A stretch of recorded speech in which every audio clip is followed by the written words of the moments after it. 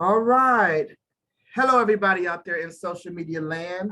I am Dr. Kent Key, and we are the Flint Public Health Youth Academy for another episode of A Youth Perspective.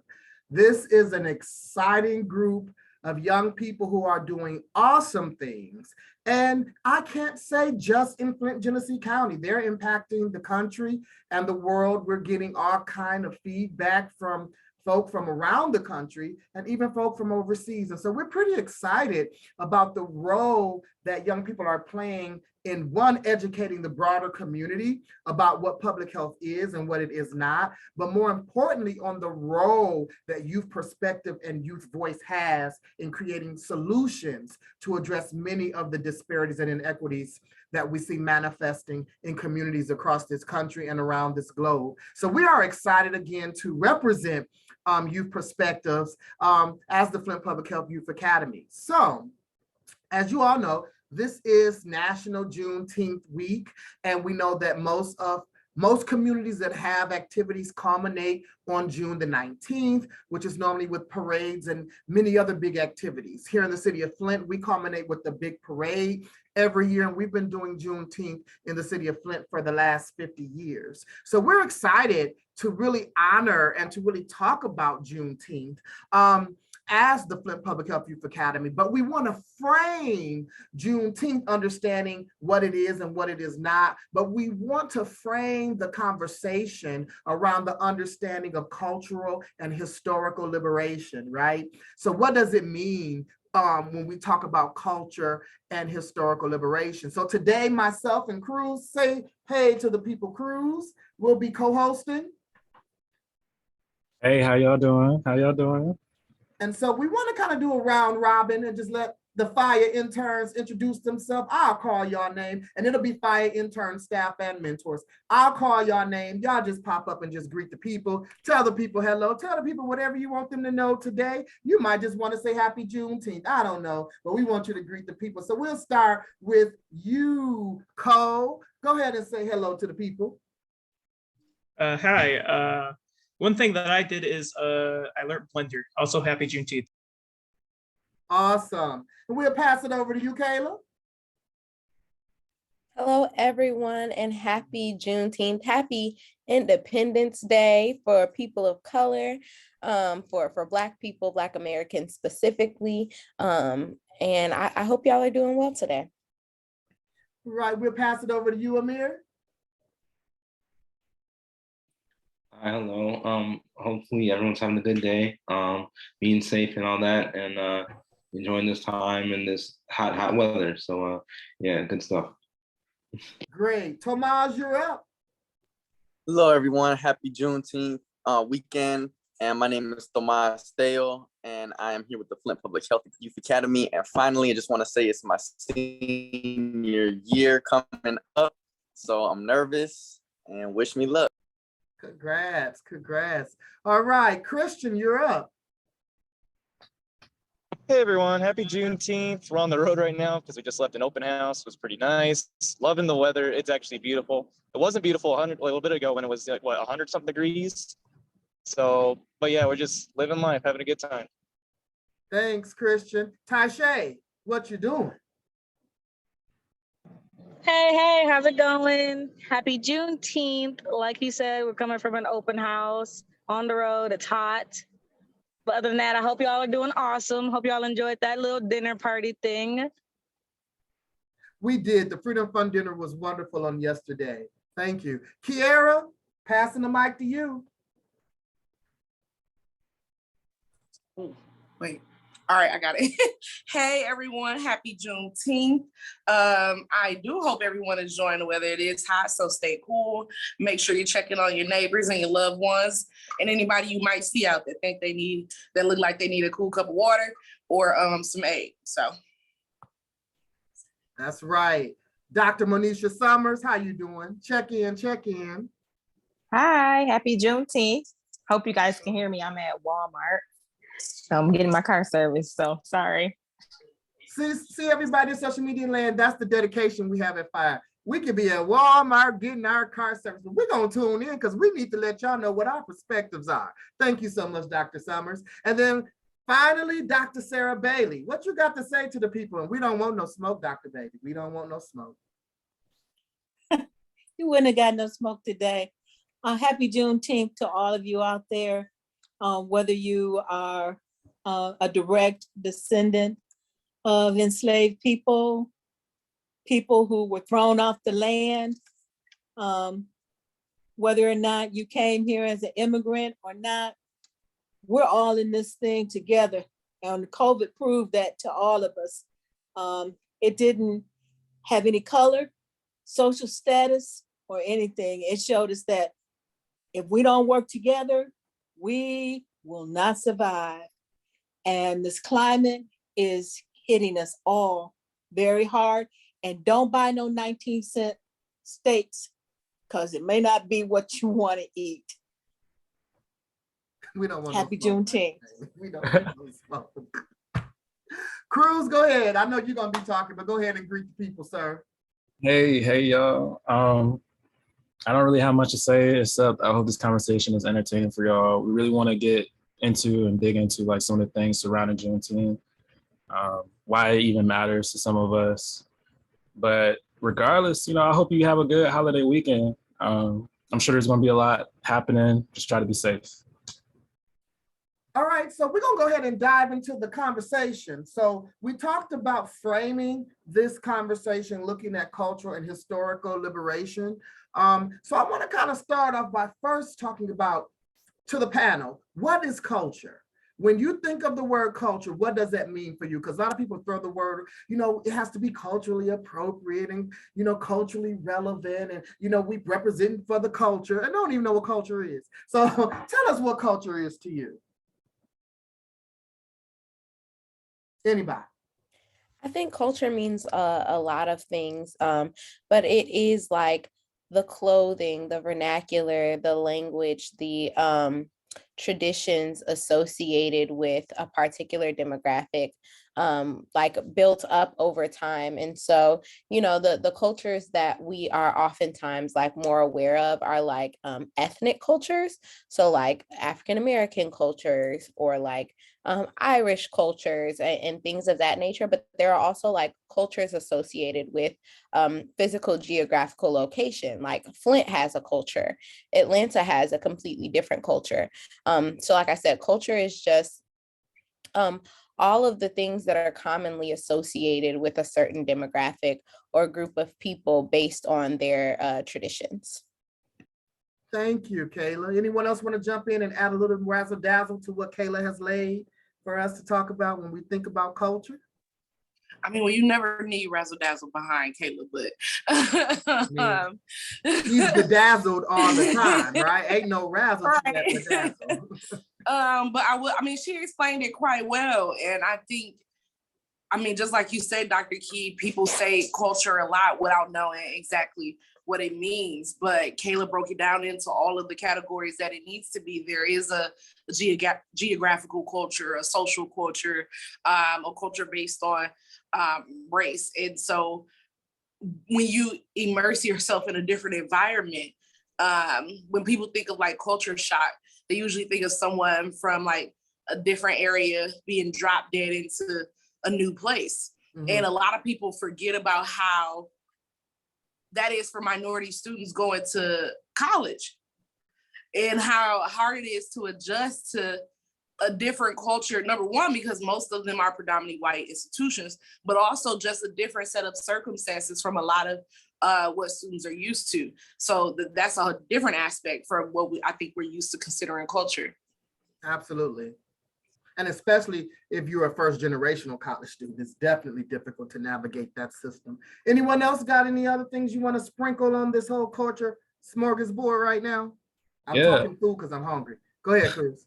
I want to add to it and say that I think all that's what's been said is correct, but the additional aspect of like how it's used in like slang is that case of like what's also popular, or what is considered, predominant and style, fashion, things like that as well. Mm-hmm. And then there's the aspect of that there's like an internet culture as well. So I think the extension is, especially when, celebrities or, when they're talking about demographics of what's popular, especially with African Americans. It's like the culture is something like this. It's something that's influential. It's something that, sets trends and all those aspects. And so I think that's also the next step of what it evolved into. But in that regard, people don't always consider like, hey, this derives from this original thing. And then they just end up using it in a confusing way just to be like almost gatekeep. I know that's for sure a thing that's done is like, you don't understand the culture, so you're not part of the culture. But I don't think that's always entirely fair. So I like It's that. also, Go ahead, Dr. Bailey. it's also our habits, our mores, the things that are intangible that's within a specific community. And the community is usually is either defined by one's race, by one's living situation. As many of you have said, school, the whole 9 yards, culture can be, it pertains to a group of people who have the same kinds of thoughts and the same kinds of habits. And usually you can identify that particular culture by what they wear, by how they talk, by how they walk, what they look like, their race. All of those things go into making up different types of culture. There is no one certain culture. It's all part of our lived experiences. And many of us have the same lived experiences, but some of us have different ones. And so that's what makes it difficult, is when your lived experience is different from mine. I mean, I got senior culture, and we talk about stuff y'all don't even understand, because I found out I got something that I never knew I even had because it's hurting now. So, you have all of these different kinds of things that go in to making up culture. And so when you start getting people talking about, you don't understand my culture, well, there's a lot of things we don't understand about each other. But it's nice getting to know each other. Right. Thanks, Dr. Bailey. Anyone else? Cruz? I think Kayla wants to go first. Oh, I didn't see her. I'm sorry, Kayla. I didn't see your hand. You're good. I was just going to say, I think cultures are also like ever changing and intersecting. So African American culture now, as opposed to what it was in the 90s, are two different things. For example, like we have like hip hop culture that popped off in the 80s and 90s. And even what hip hop looks like is completely different than what hip hop is defined as today. And so not only is culture ever changing with time, but it is also intersecting, which is to say that each of us experience and are a part of so many different cultures simultaneously. So it's not as if like you just have the culture of your race or you just have the culture of your demographic, but you have to consider all of the different components of your identity that impact your experience of like different kinds of cultures. Because truly all you need in order to create a culture is a community, a group of people. So like, for example, you hear people talk about like classroom culture, and what that is just the traditions, the expectations, the understandings that are built within a group of people who just so happen to be in a class together. So that is to say that like culture can be like any and everything, and you help to create cultures as you matriculate through or I guess move in and out of different groups. Thank you, Kayla. Cruz? Yeah, I mean, once again, in addition, I think what makes culture so polarizing is there's also that, concept that it has a monetary value as well. When you do things like shift culture or alter what's the norm, people are invested in that. Mm-hmm. But I mean, I think now we've kind of encapsulated it, but at its root, it's really a complex thing.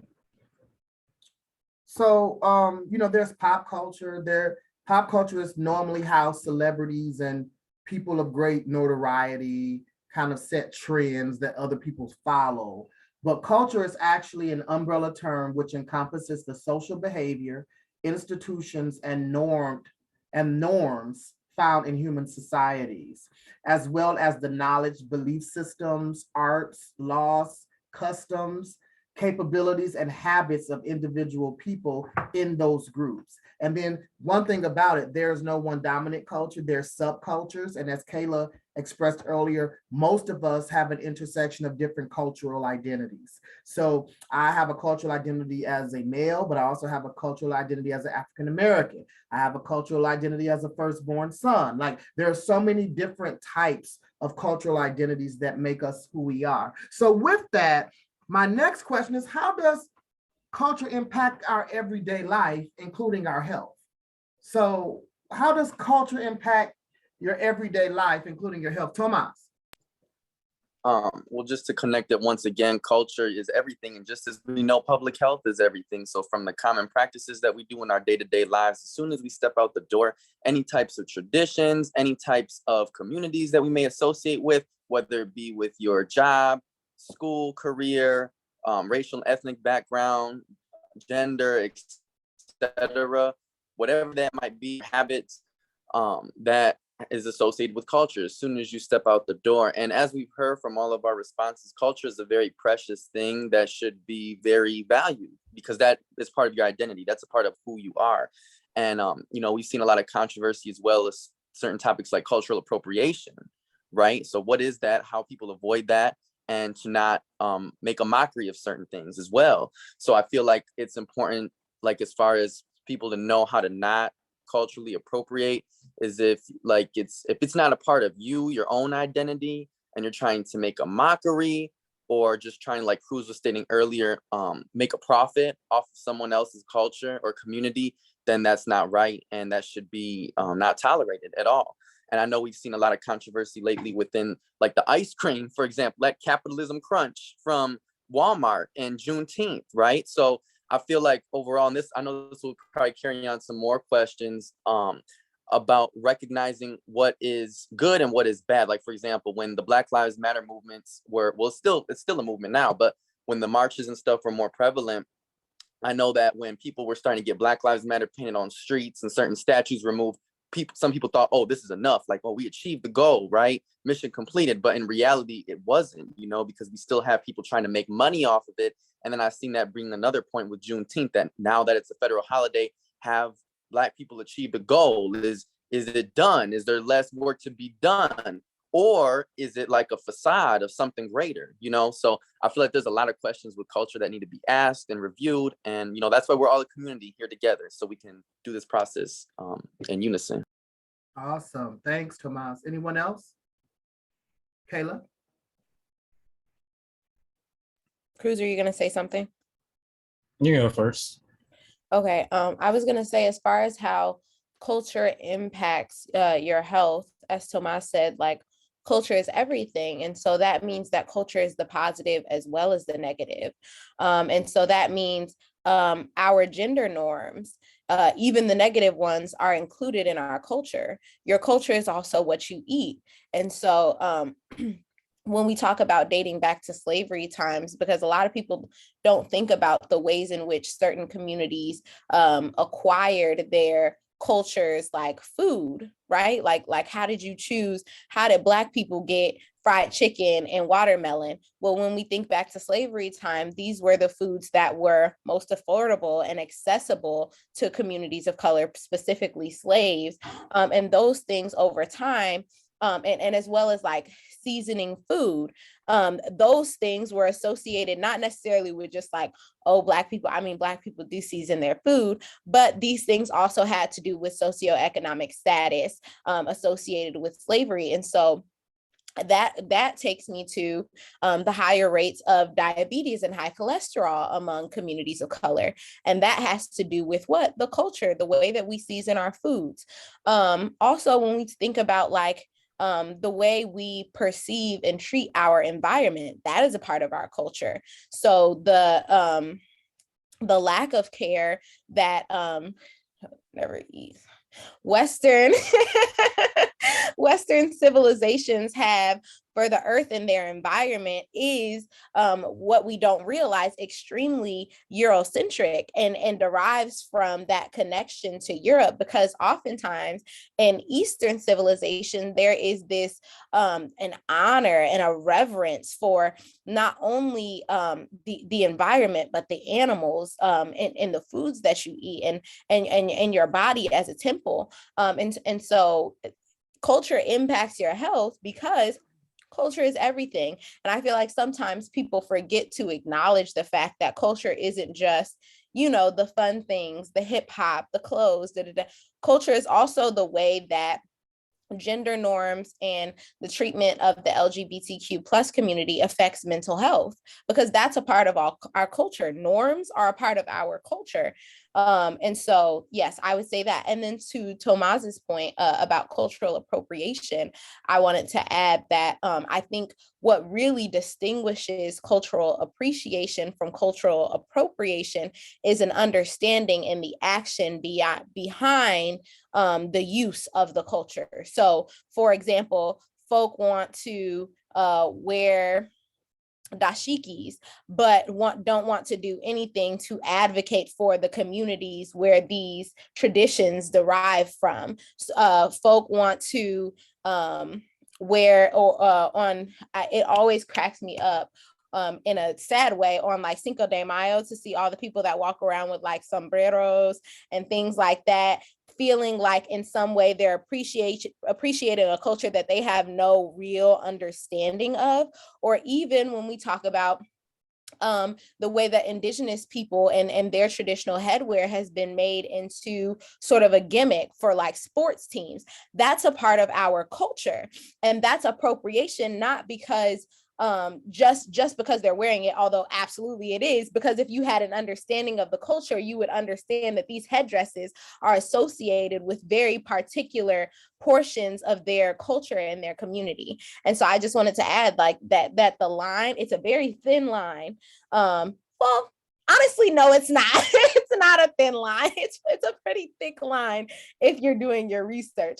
But the line that separates appreciation from appropriation is the underlying understanding as well as advocacy that you have for the community whose culture you are choosing to sort of garb for a day. Yeah, I'm in agreement. One of the things that I was going to really push is the concept of our behaviors are our culture as well. So, Kayla got into like how we eat, as Americans, what type of things do we find ourselves doing frequently? Are these things that actually help positively impact our mental health, our spiritual health, or things like that? Or are they things that help deter it? So whether that's be, the culture of I'm gonna go party and go to the club every night, or whether that's the culture of, I eat unhealthy foods. And a lot of these things can also be, propagated by the society that we live in as, being capitalistic or whatever it may be. But beyond that, I mean, it's just like how Tomas said, it's everything that we do. So in a lot of regards, it's whatever we consider normal. Not being if that's positive or accurate. It could be whatever it may be. And so even things like religion is part of culture. Like, is it a Western thing to meditate, or all these different things impact your spiritual or mental health in some regard. The type of things that you eat impacts your nutrition and your health that way. So in a lot of regards, it is going to impact us, and we kind of have to question or at least consider, are these things always positive and good for us? Anyone else? Kiera? And you know what? Because I'm tech savvy. It's not even that. It's just that the position of where my mute button is on this iPad is why I'm always struggling to turn on and off. I know how to use it, okay? And I don't have anything to add. I have examples though. That's when I turned my camera on. I started laughing when Kayla started talking about school, because I got a scholarship to Central, and so we had to go up a week before all of the rest of the students was there. And You know what? Actually, scholarships is a whole nother different issue with who gets them and why, because I actually had more than one. And so the Multicultural Advancement Scholarship were about 40 students, and about 37 of them looked like me, and about 3 of them didn't. And then I got the Leadership Scholarship where there were about 40 students, and about 37 of them didn't look like me, and 3 of them did. I was one of the 3. And when we went up to this meet, we got to see all the fancy cafeterias or whatever. We all went to go get food. And we came back to the table. I had a burger and some fries. The other girl had some fries and some tenders or something. They don't offer a lot of options. So we mainly had burgers, fries, and salads. So we had fries and whatever burger or meat option. All of the white people had salads. And I'm like, I remember calling my dad like, Dad, why didn't we eat salads? Why didn't we eat salads for dinner? All of them had salads. I'm not exaggerating. All of them had salads, which that was the first time I'm like, dang, like I felt bad about what I was eating because I didn't even think about going up there to get a salad. The other thing was milk, which that's actually, we lactose intolerant, so it is what it is. I'm not gonna drink a glass of milk, but they also had milk. And we was not about to sit down with a tall glass of milk. And the other thing when Kayla was talking about there's a thick line and a thin line, that one is hard for me, and I'm glad she came back in and said that it is a thick line and not a thin line, because where I fall with people who are allies is if you had a true understanding and you are an ally the way you should be an ally, it's certain stuff that you wouldn't even do or want to do because you understand why it's there. And so I'm not Greek, so I'm not going to go into deep detail, but I do know some white people who have chosen to be a part of the Divine Nine. And they did stay in the dorms where most of the minority students stayed and probably had a good relationship with those minority students there. And the white people that I know that are in those fraternities and sororities don't mean any harm. But from my perspective, and I am an outsider looking in, but if you truly had an understanding why those sororities and fraternities were necessary in the first place, and you're an ally, I just don't think you will want to be in that space. You will want to appreciate that space and be proud of that space. And someone else might have a different perspective. I'm not judging any of those people who have chosen to do that. But to me, that was just a really good example of something where I think that's a thick line. That's just something you wouldn't do.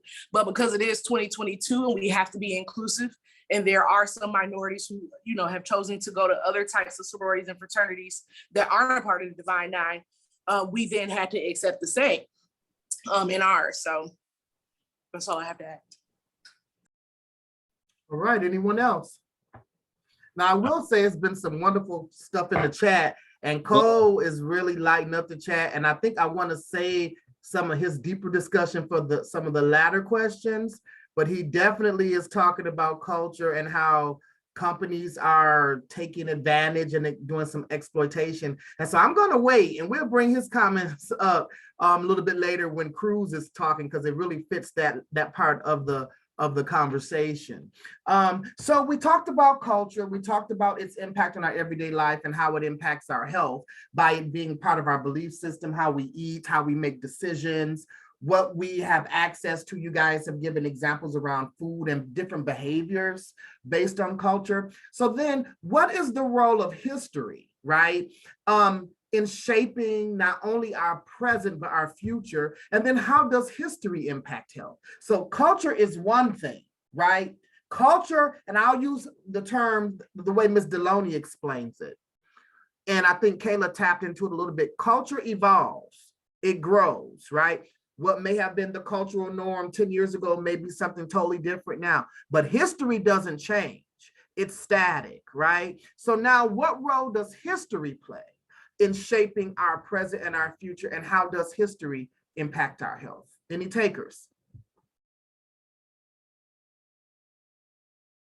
Well, I'm gonna take all of the questions. You already know. And for our consistent viewers in social media land, too. But the role that history plays in culture is that oftentimes, regardless of how much culture evolves, you will find remnants of what the original foundation of the culture was and what it has evolved to be today.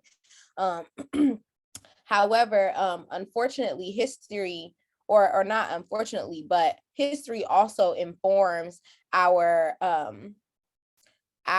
understanding of culture today and our ability to stay grounded in our cultures. Let me give you an example. For example, slavery, right? There were cultures that were in existence throughout the continent of Africa, very, very different cultures, right? You had cultures from Northern Africa, Southern, Eastern, Western.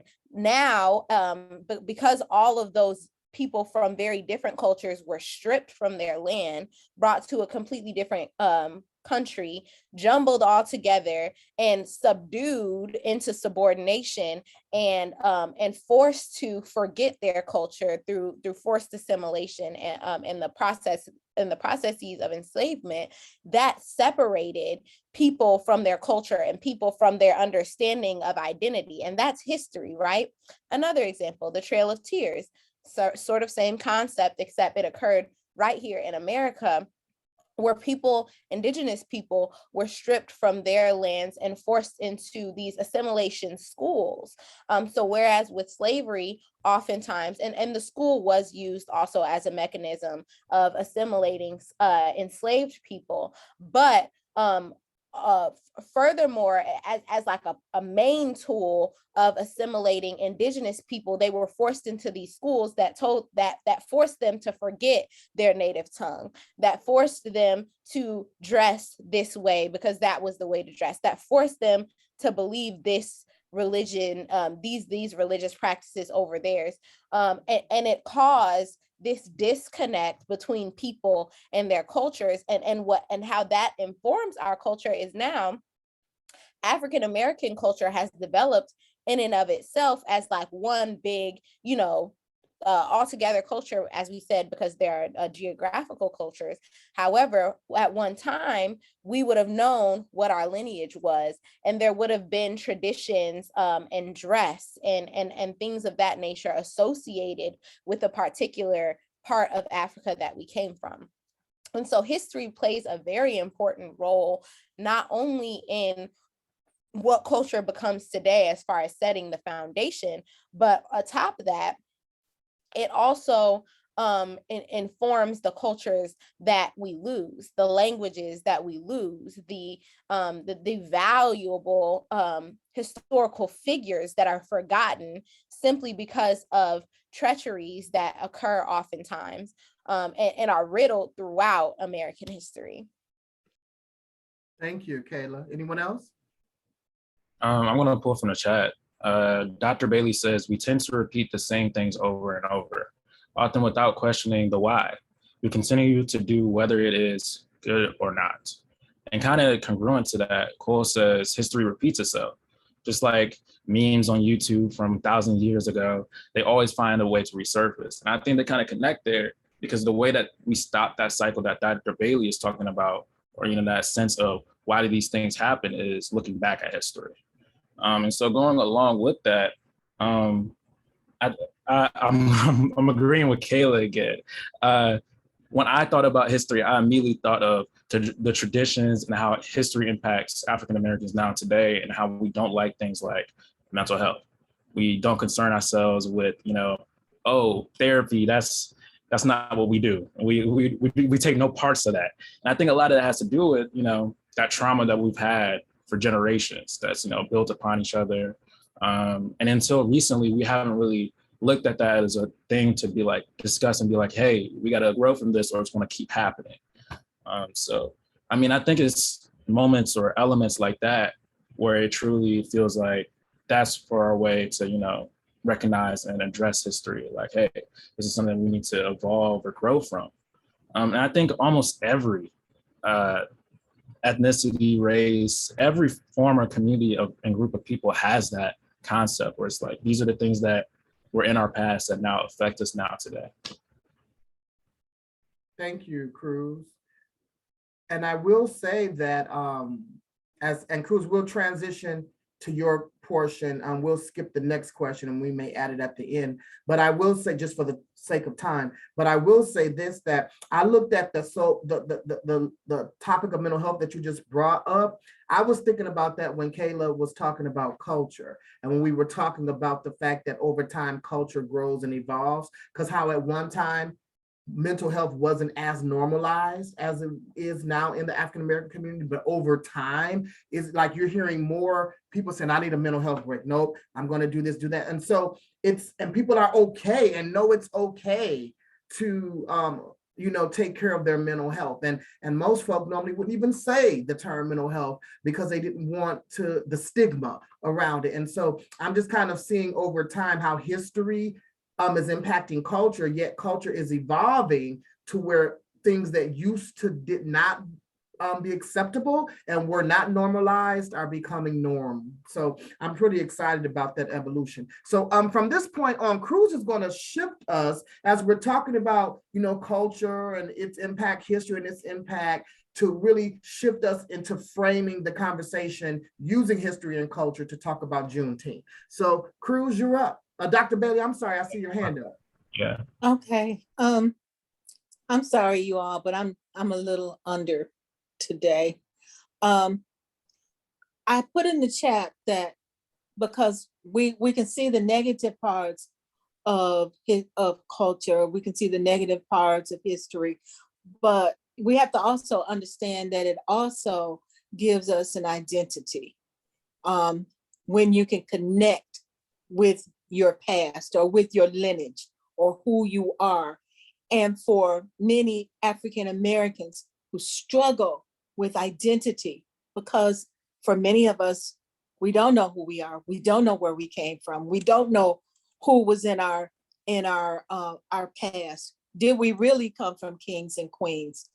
All of those things are there. When you don't know, it's difficult to have a grasp of who you are. You cannot definitively say, we are not from Black land. We are from some country that's on a continent that's called Africa. And we don't always know where that is. So where is my home?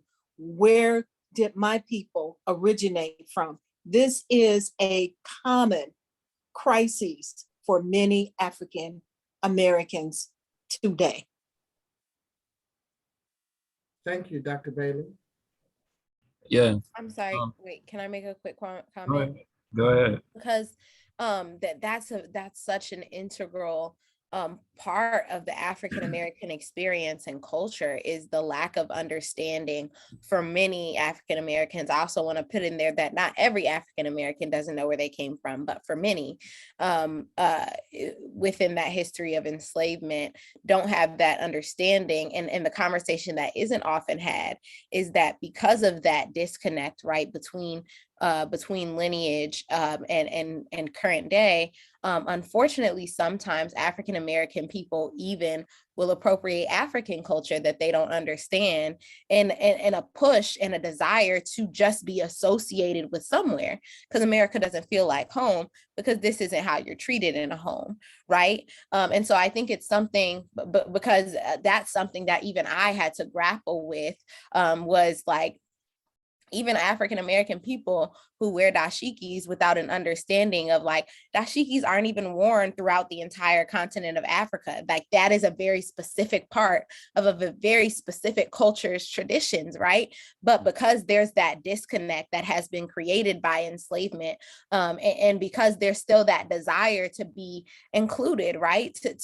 There's a human desire to be in community, right? And to have an understanding of like who your people are. And so that's just a comment that I wanted to throw out. Yeah.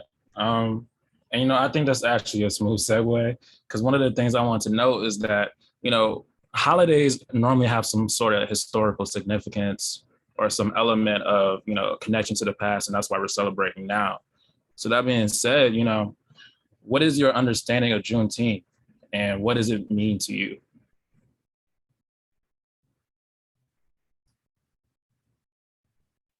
my understanding of Juneteenth would be an actual freedom day for some, for especially like in the Black community, because we often think that the 4th of July is freedom for everyone when we know all kinds of injustices and unfree like things were occurring after that, and freedom wasn't declared for everyone. So I feel like Juneteenth for some, especially like I said, in African American and Black community period, that Juneteenth is the real freedom day, that it's the real freedom day for people. But we still know that there's many, like no one is totally free currently in modern times, because we still have police injustices, we still have institutionalized racism and a lot of stuff to go through. But as far as getting from slavery, that's like the real freedom day. That's not July 4th, but Juneteenth. So Yeah, I would, oh, go ahead, Kiara. Oh, no, you can go first. Go first. Okay. I was just going to add that I feel like Tomas did a good job of explaining. However, I want to add the caveat that enslavement didn't mean the end of slavery.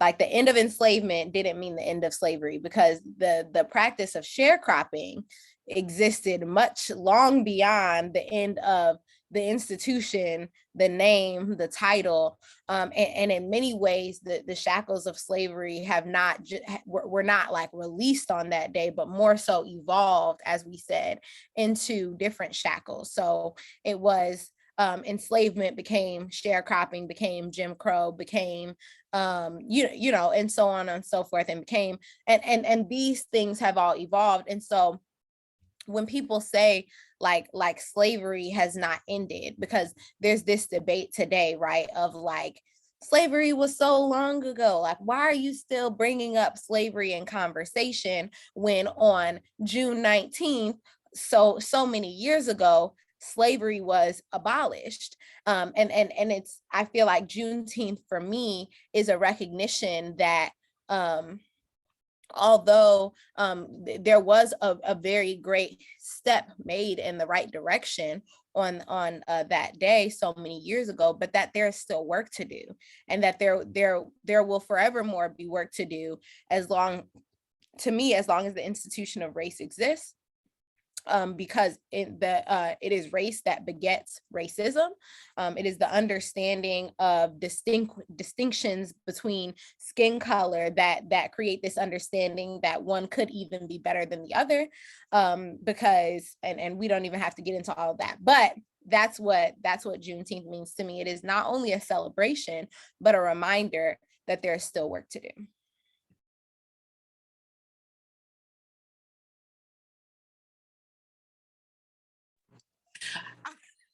Don't laugh at me because I see it. Anyway. It was how you looked. It was how you looked. Anyway, I was so prepared. Anyway, first of all, as I told you, Dr. Key, you don't need any razzle-dazzle behind Kayla, because mine is not going to be anywhere as deep as hers. This one is personally for you, because the question I remember was, what is Juneteenth for you? I used to have to go to freedom school. And at the end of the summer, we used to have to do the parade every year. And I'm sure none of y'all can picture it, but I did African drum and dance. I was a dancer. My little brother had a drum, and we had to do the whole parade. We had to do the parade every year. And then we had to do African American Quiz Bowl during the year. And I don't think y'all know how embarrassing that part is for a middle school person going into high school trying to get some status, for them to post you on the Flint Public Library page because you won the Quiz Bowl for African American history. And so it was a long part of my childhood where I was just over it. But as an adult, it's so many, I'm not even gonna get into white people, it's so many Black people that don't know these things about our history and our culture that I thought was just stuff that we knew. I thought it was just stuff that we knew, like all of us knew. And that's not to say that I'm all knowing, because I remember posting a song from Elvis on my Instagram, and somebody was like, for you to know as much as you do about music, I'm appalled. And I'm like, hold on, because he didn't steal this one. He didn't steal this one. But yeah, it's just, it's crazy looking back on Juneteenth and how much I did as a child in the contrast to what it is about now as an adult. And it's sad because the way we had it back then is definitely not the case now. Yeah. So yeah. And you're talking specifically of the Freedom School that Mrs. E. Hill Deloney started over 50 years ago in this city. And she's the mother of Juneteenth here in Flint, Genesee County. And so, yeah, you got it from the real one. It's a lot of new Freedom Schools and it's a lot of new Juneteenth activities, but we were getting it taught to us when it wasn't popular, when it hadn't evolved as acceptable, you know? And so I hear what you're saying. Thanks, kid. We're gonna have to invite my cousin on the show because Miss Deloney was very close. She's very close with my grandmother. And there's a man, I really don't even know his first name, and I'm so embarrassed that I don't. His name was Elder Poole. And you know Elder Poole? Okay, because I don't even know who he is, but I know that anytime he was doing something, he would call my grandmother and be like, bring the kids because I need them to be on program. And we all had something that we had to do against our will. I had to sing, Lift Every Voice and Sing. Classic. And then my little cousin Giselle, she had to do, it was like an interactive poem about Rosa Parks, which is hilarious. You know what? If we have time at the end, we might have time. I'll do it because y'all are going to get a kick out of that. And then my little brother used to do a poem by Langston Hughes called Dreams, which he has some social anxiety. And so if y'all know the Dreams poem, it's not really an uplifting poem. So for a little boy who's scared to be on the microphone to come up with his head dropped down and to do a low. My name is Kahari and the title of my poem is Dreams by Langston. He had everybody laughing because of the satire with the words he was saying and how uncomfortable he was. But we all had to learn that stuff and do that stuff. And it's burned into our memory. And I just hope that we can keep that going. I mean, through the academy, through Freedom School, through the curriculum, because they're trying to take it out the curriculum in school, but it's so important to know it. I wouldn't even know who Benjamin Banneker was without my cousin's little rap song that he had to do at Elder Poole's church. So yeah. Would anyone else want to add? Okay, so for me, Juneteenth is like a reminder of inequity. You know, even when the end of enslavement happened, we weren't all free at the same time, which is kind of like a representative of how society functions now. It's still that case of, you know, things are not going to be fair and equal for everyone, regardless of who you are. There's almost something that's always pulling you back. And Juneteenth is a reminder like, hey, we need to reattach ourselves and relearn about some of this culture that's starting to become forgotten. So I really liked that anecdote that you had because I don't have the same type of energy towards Juneteenth, but I do have those moments where it's like, I was learning about a lot of Black culture and it was almost always during the end of the school year towards the summer. And I didn't know back then, but it really was, you know, people were trying to put me on for Juneteenth. And I appreciate the concept of like, yo, here's a reminder that freedom is still on its way for most people. And even if you're not Black or African-American or don't identify as such, there's still that connection of the humanitarian approach that this was in one more step closer. And it's been a long time coming since then, and we can debate about how far we've come, but there's still that element of, hey, there was this moment where we started to move in the right direction. And we're still trying to walk that pace. We're still trying to head that way. And it's kind of like that nod to, you know, that candle in the dark or whatever you want to call it. And so for me, it's like I said, that reminder that, you know, hey, it's cool to be Black. And it could just be simple as that, having that connection that I have with my community in the past and things that we've experienced and come through. And I really do think that should be celebrated by all people. And there's so many other variations. Like Juneteenth is not the only one. It's the one for Black people, but you know, Latino Americans or the Latinx community has their own. And so we should acknowledge these things. It's important, it's special. It took us a long time for us to be recognized as a national holiday. We're moving along with that. There's kind of some pullback on now that it is like widely accepted. And so I want to ask, how do you feel about the recent efforts by corporations to capitalize off of Juneteenth, now that it's such a popular and national holiday? So Cruz, right before we answer that, I just wanted to, just for the sake of the audience who may not know what Juneteenth is. So Juneteenth is African American Independence Day. And Abraham Lincoln signed the Emancipation Proclamation on January 1st in 1863. However, although he signed it into law that slaves were free, slaves were forbidden to read. If slaves were to read, they would gouge their eyes out or cut their fingers off.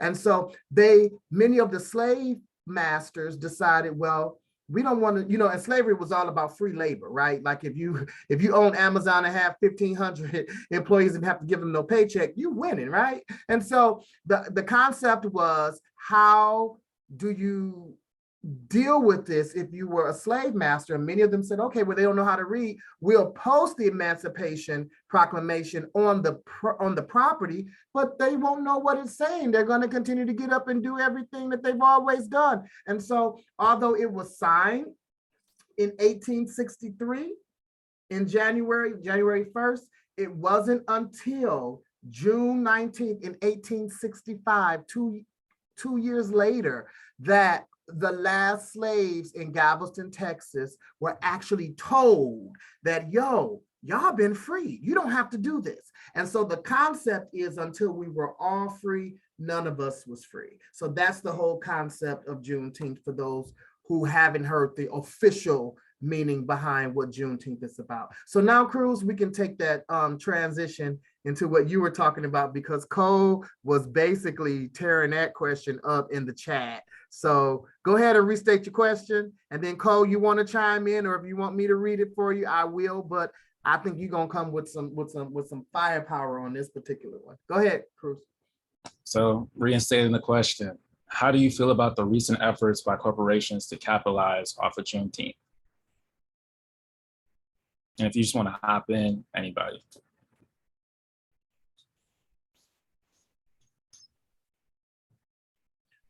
Go ahead, Amir. I feel like it's sad because they're probably getting some type of profit off of it. They're not just doing it just because of their own appreciation for it or anything like that. I mean, which is sad, especially got like big, huge corporations basically like making a paywall essentially behind it, and basically like, oh, our product says Juneteenth on it or whatever or whatnot. And I just think it's really sad that they're like exploiting it like that and making it basically like, oh, you gotta pay for something that has so much meaning behind it, So yeah. Go ahead, Cole. Yeah, I said earlier in the chat of how fracking companies advocate Juneteenth, and they're like, see now, hey guys, look, we're the good guys. Y'all see this? And it's just like, cultures provide a sense of comfort that, that for some makes people feel like they belong. And whenever anything feels comfortable, it's ripe for exploitation by wolves in sheep's clothing. Drop the mic. Drop the mic. Yeah. And, in a way, I agree with you, Cole. It feels almost like a slap in the face. The sense to monopolize and make money off of the concept of freedom. And like I said, and Dr. Key pointed out, freedom, wasn't equal back then, even when it was supposed to be. And so this case of like, all right, you should like us more because we care about Black people, supposedly. So we're not bad, I promise. Buy this shirt that's got Pan-African colors on it, whatever it may be. But we got some hands raised now, so I'm gonna pass it over to Taisha. Sorry, I just wanted to say that, that was some smart stuff that was just said, because I was going to add on that, even though that, like you said, like Dr. King, you guys were saying that no one was really free until everyone's free. Even nowadays, it's kind of hard to say because I might be free to do one thing, but they'll tell someone else, no, you can't do that. Well, why not? You just told so-and-so that they can do it. Well, that's because they're different, And it's crazy to think about it because no one is ever really truly free in a sense, because true freedom is getting to do whatever you want, however you want it. But it's even now, it's such a big thing. Certain places that I've gone to, because I thought about donating plasma. Not all people can donate plasma, and I understand, but you get what I'm saying? Not everyone can do things, and sometimes for medical stuff I understand, but if you're telling me I can't do something because I'm a Black woman, but you tell John over there he can do something even though he's a Black man, how is that freedom for us, our culture? How is that being fully free? I'm fully capable of doing the same job as that person, but you're telling me no? Touche. Go ahead, Tomas. As I stated earlier, the capitalistic attempts to monetize off of Juneteenth, we can see that a mile away. It's like a snake oil salesman pitch. They're trying to act like they're doing you with justice, saving minorities, when in reality, yeah, you're going to try and make money off of us, but you're not going to put us up in positions of power within your company, CEOs, higher ups, so I feel like it's always just a big eye roll every time we see it. And like I said, it's kind of like similar to when cities were painting Black Lives Matter over streets and stuff like that and removing statues. They try to make you think that your goal is accomplished, that you're free. But when in reality, there's a lot more work to done, and the things that need to be changed aren't being changed at all, right? So yeah, that's all I have to say. Like, meanwhile, they're doing that paint on the street when they're trying to overturn Roe v. Wade and possibly outlaw biracial marriages and et cetera, and make these immigration policies, and just the list goes on and on. So like I said, you just got to spot that bull a mile away, give him that look. So. Yeah, I mean, the phrase continues on, we really aren't all free until we are. And this spans across so many things. They're actually putting it in the chat now. And I'll try to speak on it a little bit, but please pardon me because I'm not part of the community. But this spans across all intersectionalities. Whereas if you're part of the LGBTQ plus community, or you're a different ethnicity or a race, or you're from a different country, there's always a sense of oppression being put against you, especially like if your gender and things like that. There's always this case of oppression being put and placed against you, and Juneteenth is trying to really encapsulate or speak to the concept of like, hey, we got to band together. This is not really what it is until, everything's fair and even and equitable. And so Christian put in the chat, if you want to read something ridiculous, look at the requirements for donating plasma, since Taishay brought it up. He said being gay is one of the restrictions. You can't donate plasma if you're gay to one of the donation companies. And that's obviously discrimination. People are trying to do a good deed, potentially save a life. And even that, there's discrimination and prejudice against, because stigmas and notions of what that being part of that community could mean. And I might even go as far as saying it's kind of the same thing with Pride Month. There are plenty of companies that do things that suggest discriminatory behavior and discriminatory practices when it comes to their faculty and their staff, but their slogan, they'll throw on, rainbow colors and things like that during Pride Month to suggest that they do care when they really don't. In a lot of cases, it's just smoke and mirrors. And it's really unfortunate that Juneteenth is one of those holidays that is done with as well. And you kind of have to question that, because one of America's supposedly ideals is freedom and liberty. So we found even a way to monetize that. I mean, of course, 4th of July, buy your fireworks. So it's always already been done. But even something as sacred as the concept of racism and trying to become above that, we found a way to be like, all right, dig into your pockets, give me money because I supposedly care. Um, but does anybody else want to add to this question?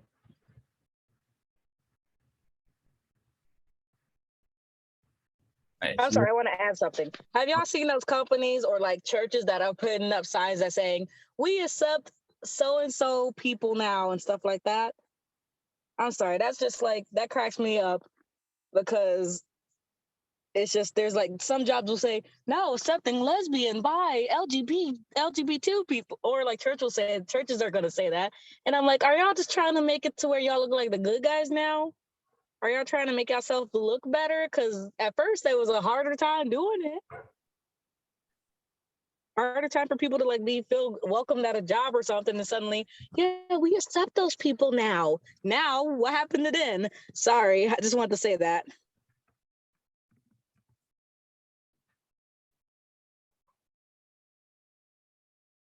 All right, so we're gonna move on to our last question because we're starting to run over time. How can we embed the spirit of liberation and freedom in our work in public health? And if you want to add to that, what does liberation and freedom mean to you?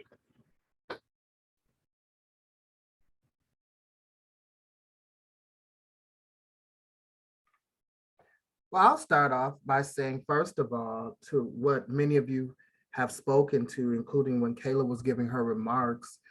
And Juneteenth is about liberation, but it's about physical slavery. But people have to understand, although physical slavery has ended, mental slavery, psychological slavery, financial slavery, cultural slavery, that is still in place. And we see that being held in place by the decades of institutional racism, systemic racism, and oppression that has kept these things in place. Oftentimes, you know, actually on the book, The Miseducation of the Negro by Carter G. Woodson, the image on the cover was that of an African person being kind of freed physically here, but still shackled around their head mentally. So you can be physically free, but still be mentally enslaved.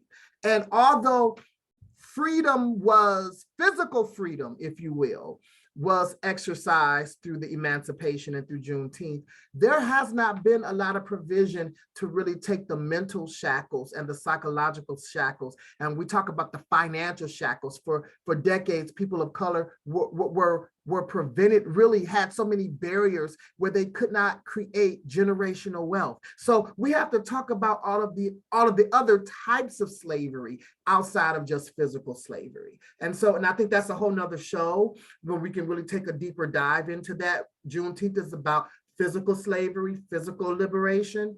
But, you know, Carter G. Woodson said in the book that if you want to control a man, if you do it correctly, you do not have to tell him to go to the back door. In fact, if there is no back door, if you have conditioned him properly, he will automatically go. And if there is not one, he will build one for himself. So in other words, he can be physically free, but if his mind is still conditioned, right, then he's still going to act like a slave. He's still going to behave like a slave. He's still going to engage like a slave. And so that's a whole nother level of slavery that we'll talk about in upcoming shows. Dr. Bailey? Yeah, there's the old adage about the elephant and the chain. Who is the chain for? Certainly, the elephant is stronger than the chain that's holding him. He's been conditioned to stay put. The chain is not holding him. Even when the soldiers entered Galveston in 1865 and announced that the slaves were free, they didn't leave the plantation because they had been conditioned to be on the plantation. And some of them even said, what we gonna do now?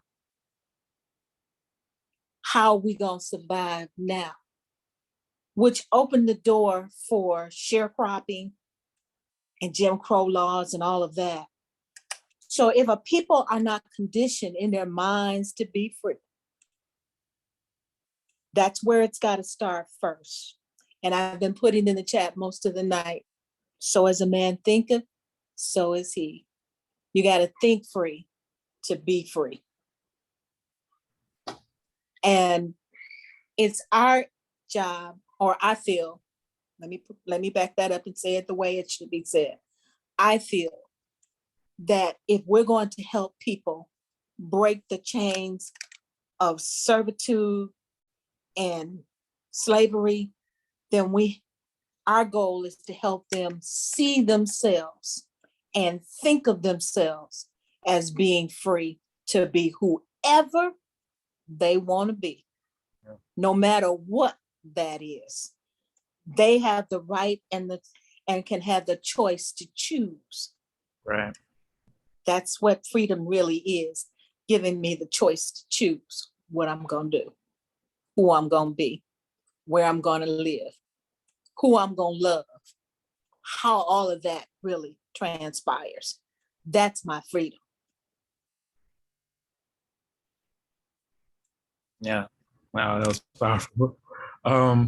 Does anyone else have any last remarks? Okay, so, to me, it feels almost like we received the baton from our ancestors on making some headway, and it's now our role to continue the race to get to the goal that we're trying to chase.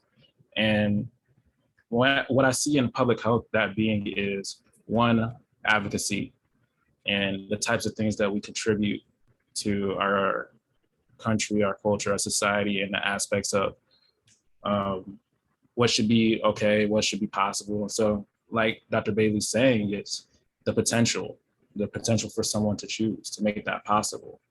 If somebody wants to identify a certain way, there shouldn't be people judging or stopping them. Beyond that, it's the opportunity and resources of making that possible.